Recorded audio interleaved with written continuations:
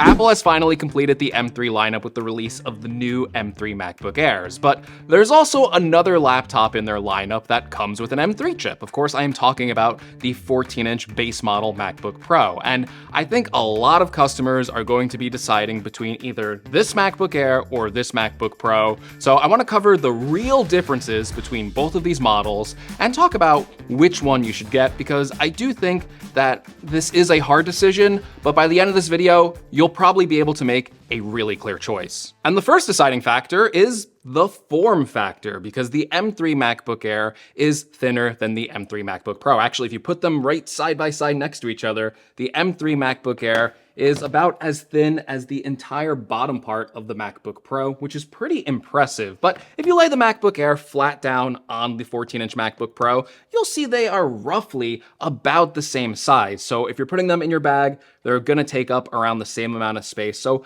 they are almost just as portable as each other, but the M3 MacBook Air is lighter. It weighs 2.7 pounds, while the base model M3 MacBook Pro weighs 3.4 pounds. Listen, I really like the thinness that the MacBook Air provides, but again, for ultimate portability, I think both of these are very portable laptops. The M3 Air is just a little bit more portable. Now, what really does make a difference between both of these laptops is the port selection. So the M3 Air only gets 2 Thunderbolt USB-C ports and a MagSafe charging port, and of course the headphone jack, while the M3 MacBook Pro gets all of those, plus the addition of an SD card slot for easily importing photos and videos, and it also has an HDMI port, so it's easier to hook up to third-party monitors that have an HDMI port, or if you want to connect it to a television for like presenting something. Another difference in form factor is the display size. So the 13-inch MacBook Air comes with a 13.6-inch display, while the 14-inch MacBook Pro comes with a 14.2-inch display. So obviously, both of these laptops are pretty similar in sizing, but the 14-inch MacBook Pro is obviously a little bit bigger, and it is just a hair bit noticeable when you're using this. You feel like the display just has a little bit more room to work with, but they are pretty similar experiences. But again, I'm always gonna go with the option that has more display as being better to work on, and that's no exception with the 14-inch MacBook Pro. There's also a difference in quality between these displays. So the MacBook Air just gets a standard LCD display that goes up to 500 nits of brightness. It does not have HDR capabilities, and it does not have a fast refresh rate, just runs at a standard 60 hertz refresh rate, while the 14-inch MacBook Pro basically gets all the goodies, right? It gets the faster refresh rate running at 120 hertz, but then it also gets a mini LED display, which allows it to play HDR content at 1600 nits of peak brightness. And then it also has a mini LED display, so it can actually locally dim the backlight to give you better contrast ratios, which is really gonna look really nice when you're watching content that has a lot of dark areas on the screen, because on the MacBook Air, it can tend to look a little bit more washed out. Now listen, a lot of reviewers hype up the MacBook Pro display, and with good reason. It's a fantastic display and I really like it. But what I will say is that for most users, when you're just working on like standard documents, when you're in the web browser, you know, watching a standard YouTube video, there's not that much difference between these displays. It's really when you're watching HDR content or looking at pictures or watching videos with like a lot of cinematic dark scenes where you'll kind of notice and appreciate the MacBook Pro display more. And then of course, if you like that faster refresh rate, you'll love that too. But again, if you're just using like standard stuff like email, web browsing, looking at Excel spreadsheets, right? Like all the display advantages of the MacBook Pro aren't like a necessity at that point. It's nice to have, but not a necessity. I should also mention this isn't the only MacBook Air model. There is a 15-inch MacBook Air display with a bigger 15.3-inch display that's more than 1 inch bigger than the 14.2-inch display on the MacBook Pro, but it is still the same display as the MacBook Air. So even though it is a bigger display than the Pro, the quality of the display is still gonna be better on the Pro. But if you want a big screen laptop that's at a pretty good price point, the 15-inch Air is a really good recommendation. Now, that display is paired with better speakers as well. So the 14-inch MacBook Pro has better speakers than this 13-inch model. The speakers sound richer, fuller, have more thump and bass to them, while the 13-inch MacBook Air speakers can sound a little low in volume and tinny. Won't let you take me down. And then also the 15-inch MacBook Air, that doesn't even have better speakers than the MacBook Pro. It has like a 6-speaker system, but it still doesn't sound as full and rich as the 14-inch model. I won't even let the bed into the store.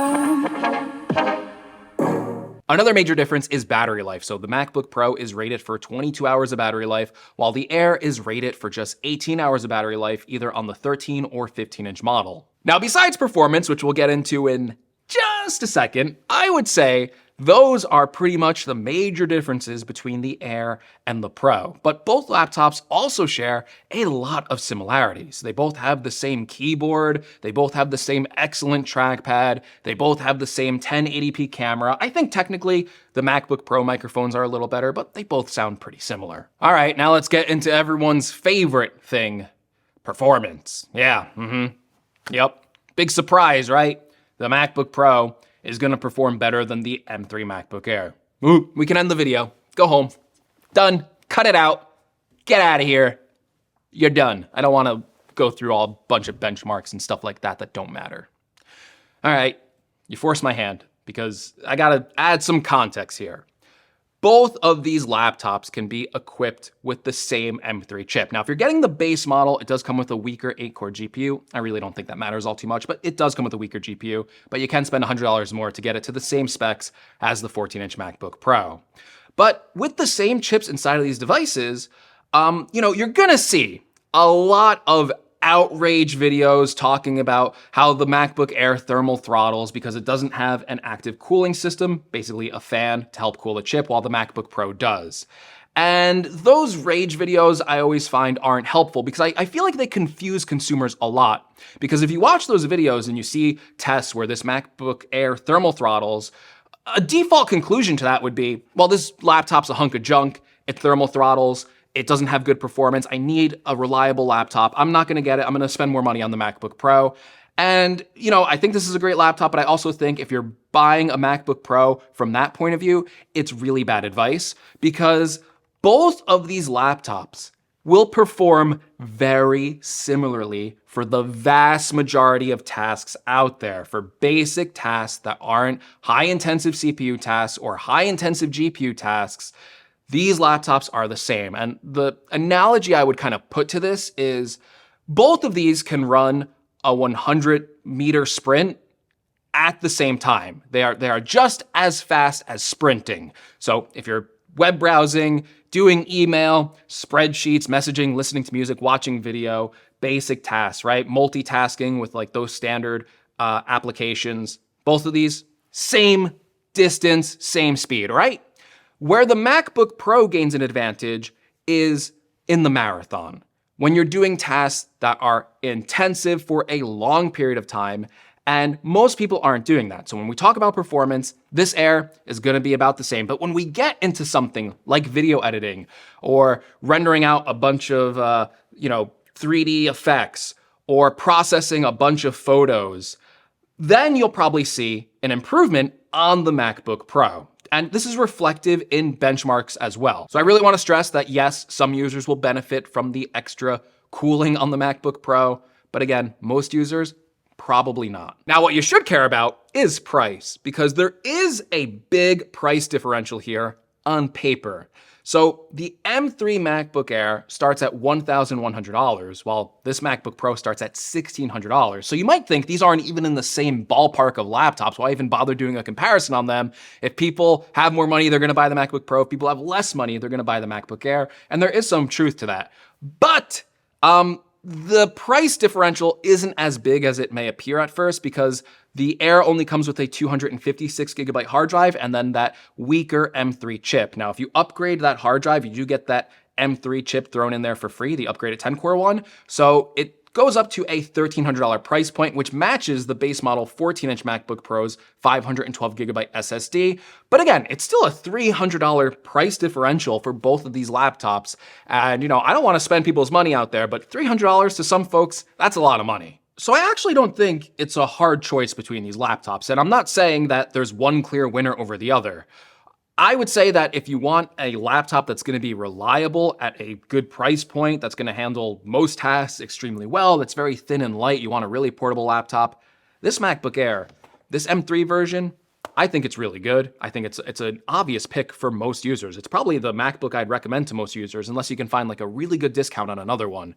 But hey, listen, if you value things like more ports, and I wouldn't even say performance, you will get better performance out of this, but if you're looking at it from a consumer angle, the better display, the better speakers, more ports, and slightly better battery life, I think even if we discount the performance on this laptop, which again, it does have better sustained performance, this laptop is still a great consumer grade laptop if you care about those additional premium features. And I think things like a better screen and better speakers are things consumers care about. So yeah, this 14-inch MacBook Pro is also a really good choice, but it's not like a clear-cut winner, I feel like. If you want a better budget pick, go for the 13-inch MacBook Air. If you need better performance and want all the valued features on the MacBook Pro, go for that.